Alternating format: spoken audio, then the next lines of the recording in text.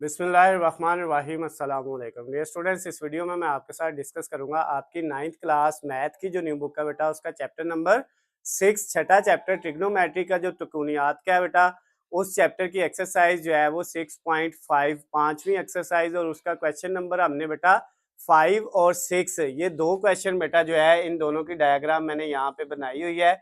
ये दोनों बेटा हमने क्या करने हैं, सॉल्व करने हैं इस वीडियो के अंदर। और ये बेटा वो फार्मूले हैं जो मैंने शुरू से पहले क्वेश्चन से लिखे हुए हैं। जितने भी बेटा आपके इस एक्सरसाइज के क्वेश्चन जो है उनके अंदर फार्मूले यूज होने हैं वो बेटा यहाँ पे लिखे हुए हैं, इनमें से हमारे फार्मूले यूज होते हैं। तो अब ये क्वेश्चन नंबर 5 जो है इसकी डायग्राम है और ये क्वेश्चन नंबर 6 की है। पहले हम क्वेश्चन नंबर 5 को सॉल्व करते हैं और बुक में जो इसकी स्टेटमेंट लिखी हुई है ना बेटा वो जरा हमने पहले समझनी है। जब हमें स्टेटमेंट की समझ आ जाएगी फिर बेटा हम इसको सॉल्व बड़ा आसानी से कर सकते हैं। तो पहले बेटा स्टेटमेंट पढ़ते हैं। तो आप अपनी बुक से बेटा स्टेटमेंट को अगर पढ़ें तो लिखता है let Q and R be the 2 points on the same bank of a canal. कहता है कि आपके पास पी और क्यू जो है वो दो पॉइंट हैं और वो एक कैनाल के सेम साइड पे हैं। कैनाल मतलब एक नहर है पानी वाली। ये देखिए ये जो है बेटा ये पानी गुजर रहा है इधर से, ये एक नहर है, इधर से इधर पानी जा रहा है और एक इस नहर का ये सिरा है और एक ये है। कहता है जो क्यू और आर दो पॉइंट है ना वो एक नहर के एक साइड पे एक सिरे पे हैं, एक कोने पे हैं, ये वाला क्यू और आर। और दूसरी साइड पे जो है वो क्या कहता है, आगे पढ़ते हैं the point P is placed on the other bank straight to point R. जो पी है वो नहर की दूसरी साइड पे है लेकिन आर के बिल्कुल सीधा सामने है, यानी क्यू के सामने नहीं है। जो पी है वो आर के बिल्कुल स्ट्रेट है, सामने है और वो दूसरे कोने पे है, दूसरी साइड पे है। तो यहां से ये इस साइड पे पी जो है वो इस साइड पे आएगा और आर से बिल्कुल सीधा आएगा। क्यू और आर एक साइड पे है और जो पी है वो दूसरी साइड पे है लेकिन आर के बिल्कुल सामने पॉइंट है। क्लियर होगी बात। उसके बाद क्या कहता है find the width of the canal.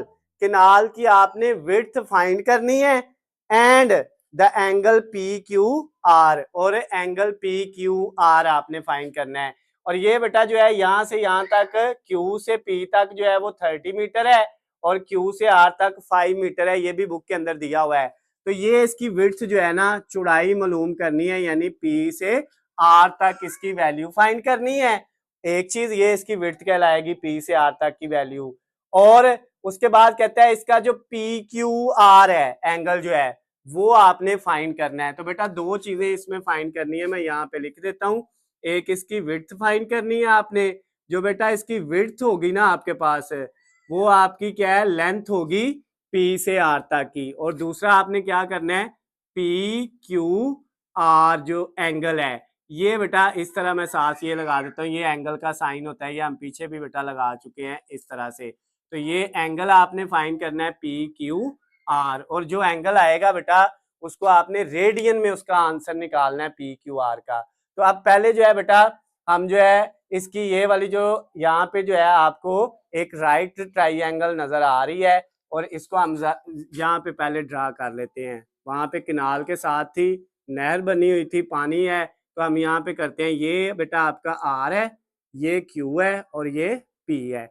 अब ये जो एंगल है ना ये हमें नजर आ रहा है ये 90 डिग्री है। परपेंडिकुलर एंगल हमेशा 90 डिग्री होता है, इस तरह जो है ये 90 डिग्री है, ये हमें दिया हुआ है आर वाला। और ये वाली बेटा इसकी साइड दी हुई है 5 मीटर और ये वाली दी हुई है 13 मीटर। कितनी? 13 मीटर। ये याद रखिएगा बेटा, जो आपके पास एंगल 90 डिग्री होता है इसके सामने जो है ना ये टेढ़ी साइड होती है और ये हमेशा हाइपोटेन्यूज की वैल्यू होती है। किसकी वैल्यू होती है? हाइपोटेन्यूज की, वो है 13। और इसके साथ जो नीचे है बेटा वो बेस होता है, वो 5 मीटर दिया हुआ है और ये बेटा परपेंडिकुलर है। इसकी वैल्यू अभी हमने क्या करनी है, फाइंड करनी है। जो इसकी वैल्यू आनी है ना वही बेटा हमारी विड्थ होनी है। विड्थ का आंसर वही होना है जो परपेंडिकुलर की वैल्यू आनी है। तो सबसे पहले हम परपेंडिकुलर फाइंड करने के लिए बेटा ये वाला फार्मूला लगाते हैं, हाइपोटेन्यूज का स्क्वायर इक्वल परपेंडिकुलर का स्क्वायर प्लस बेस का स्क्वायर। ये बेटा फार्मूला है हमारा। अब इसमें हाइपोटेन्यूज की जगह वैल्यू दी हुई है बिल्कुल, कितनी है? 13। ऊपर उसका स्क्वायर लगा लिया ये। परपेंडिकुलर की वैल्यू हमने फाइंड करनी है, वो वैसे लिख दी, प्लस बेस की वैल्यू बेटा हमें दी हुई है 5 है, ऊपर उसका स्केयर आ गया। 13 का स्केयर लें तो 169 होता है, इक्वल परपेंडिकुलर का स्केयर ऐसे ही आ गया, और प्लस 5 का स्केयर लें तो वो बेटा 25 होता है। अब 169 एज इट इज, ये 25 प्लस क्या इधर आके क्या हो गया माइनस का, और इधर बेटा क्या बच गया पी का स्केयर। 169 में से 25 अगर हम माइनस करें तो बचता है 144, और ये जो है परपेंडिकुलर का स्केयर ऐसे ही। इसका स्केयर खत्म करने के लिए दोनों तरफ स्केयर रूट ले लिया, तो ये बेटा 144 का स्केयर रूट जजर लें तो वो 12 आता है, और इधर परपेंडिकुलर का स्केयर और स्केयर रूट कट गया, पी आ गया, यानी परपेंडिकुलर की वैल्यू आपके पास क्या आ गई बेटा, वो आ गई 12। और इसका यूनिट भी वही होना है जो इनका यूनिट था, इसका भी मीटर है, इसका भी, तो इसकी वैल्यू जो आई है बेटा 12, उसका यूनिट भी क्या होना है मीटर। और ये जो 12 है ना, ये जो परपेंडिकुलर की वैल्यू आई है, असल में ये किसकी वैल्यू है, विड्थ की वैल्यू है। उसने कहा था इसकी जो है किनाल, ये जो नहर है, इसकी चौड़ाई मालूम करनी है कि ये यहाँ से लेके यहाँ तक कितनी चौड़ाई है, तो वो कितनी आई है बेटा 12 मीटर आ गई है। साथ हमने इसका यूनिट भी लिख दिया, 12 मीटर आ गई है। एक चीज बेटा हमारी फाइंड हो गई है ये वाली। अब हमने क्या करना है, P Q R angle find करना है। ये जो पी क्यू आर एंगल है ना, ये अब हमें समझ नहीं आई। एंगल तो इसके 3 है, एक आर पे है, एक ये पी पे है, और एक ये क्यू पे है। तो हमने इन तीनों में से कौन सा फाइंड करना है, ये बेटा पी क्यू आर लिखा हुआ है ना, तो इसका मतलब ये सेंटर वाला जो क्यू है ना, ये एंगल फाइंड करना है, ये वाला, इसको हम थीटा कह देते हैं, ये फाइंड करना है बेटा। ठीक हो गया। तो अब बेटा इसके लिए हमने क्या किया, इसके लिए हमारे पास ये फार्मूले हैं, इनमें से हम कोई भी फार्मूला यूज कर सकते हैं, लेकिन हम जो है tan का कर लेते हैं, ये सबसे आसान है।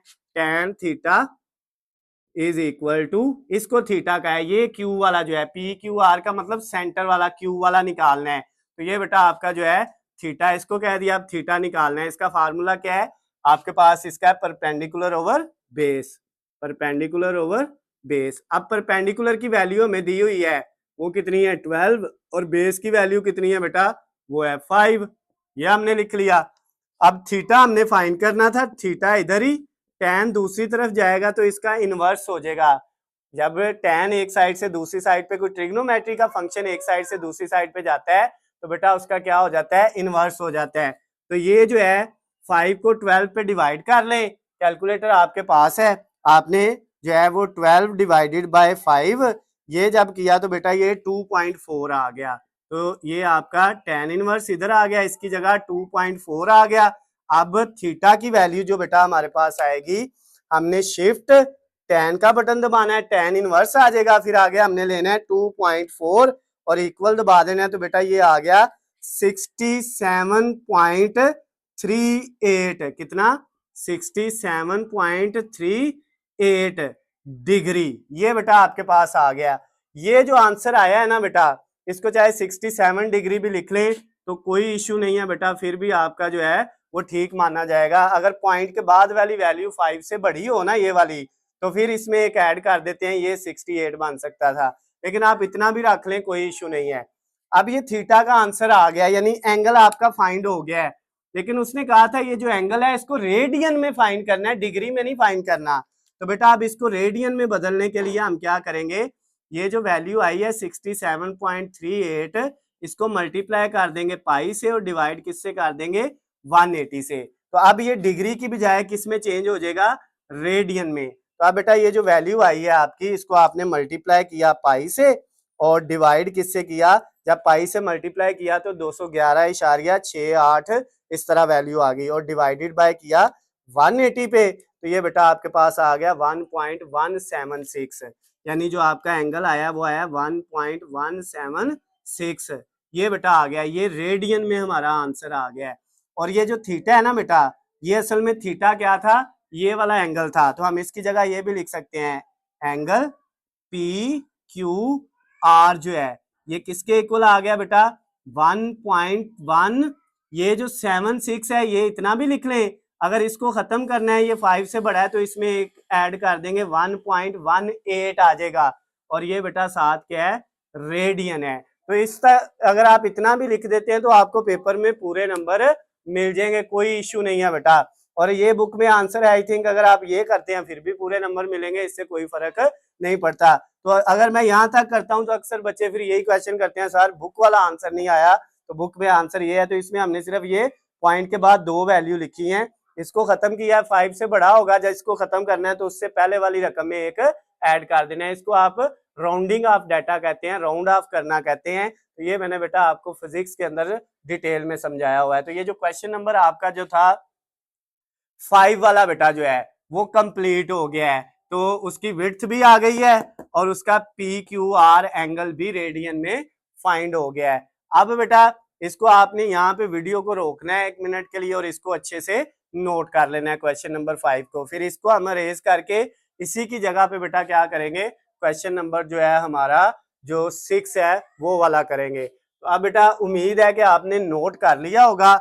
अब मैं इसको अरेज करता हूँ और इसकी जगह पे अब हम क्वेश्चन नंबर 6 करेंगे बेटा। क्वेश्चन नंबर जो 6 है हमारे पास, उसकी बेटा यहाँ पे डायग्राम दी हुई है और इसमें क्या कहते हैं, आपने x की वैल्यू फाइंड करनी है। ये जो क्वेश्चन नंबर 6 है, ये 5 हमारा बेटा हो गया, ये 6 की डायग्राम है। इसमें कहता है ये जो x है इसकी वैल्यू फाइंड आपने करनी है। इसमें बेटा आपके पास 2 ट्राइंगल हैं, बल्कि 2 राइट ट्राइंगल हैं, एक ये वाली और एक ये वाली। मैं दोनों को अलग अलग बना देता हूँ, यहाँ पे पूरी डायग्राम आपको नजर आ रही है। ये वाली मैं बनाता हूँ पहले, ये इस तरह से है बेटा, ऐसे ऐसे और ये एक राइट ट्राइंगल है। इसका ये एंगल बेटा यहाँ पे ये एंगल होगा वो 90 डिग्री का होगा, ये 90 डिग्री है, ठीक है। और इसके साथ ये वाला दिया हुआ है 8 मीटर और ये x की वैल्यू है, और ये बेटा आपको वैल्यू नहीं दी हुई, ठीक है। और दूसरी ट्राइंगल इस तरह से है बेटा, वो भी राइट ट्राइंगल है, उसने बनाई हुई इस तरह से, ये है। और उसका ये एंगल 90 दिया हुआ है, ये देखिए ये 90 दिया हुआ है। और ये बेटा इसके इधर ये 10 सेंटीमीटर है और ये वाला जो है 17 सेंटीमीटर है, और ये वैल्यू हमें नहीं दी हुई। तो अब हमने क्या करना है बेटा, इसमें हमें x भी नहीं दिया और ये वैल्यू भी नहीं दी, x तो हमने फाइंड करना है। अगर ये हमारे पास निकला है ये वाली साइड, इसकी ये साइड और इसकी ये साइड, ये दोनों एक ही साइड है। ये वाली जो है ना इसमें ये है और इस वाली के अंदर जो है वो ये है, तो जो इसका आंसर होगा वही इसका होना है। तो इसको हम पहले सॉल्व नहीं कर सकते क्योंकि इसमें हमें ये भी नहीं दिया और ये भी नहीं दिया, 2 साइडें नहीं दी हुई।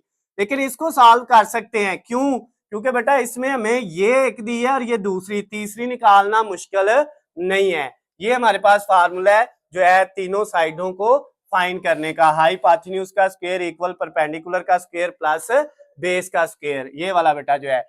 तो इस फार्मूले में हमें सिर्फ इधर 2 दी हुई है, तीसरी हमने निकालनी है। लेकिन अब हमें सिर्फ ये देखना है कि परपेंडिकुलर कौन सा है, बेस कौन सा है और हाइपोटेन्यूज कौन सा है। तो बेटा ये याद रखना है, जो 90 एंगल होता है ना उसके सामने हमेशा हाइपोटेन्यूज होता है।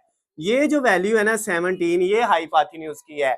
अब ये और ये जो है ना इनमें से एक को बेस रख लें और एक को परपेंडिकुलर रख लें, कोई फर्क नहीं पड़ता। आप इसको परपेंडिकुलर रख लें और इसको बेस रख लें तो फिर भी बेटा आंसर सेम आएगा। इसको परपेंडिकुलर रख लें, इसको बेस रख लें, फिर भी आंसर सेम आएगा, कोई इश्यू नहीं है। इधर आना वही है, ठीक है, चाहे परपेंडिकुलर रखा हो चाहे बेस रखा हो।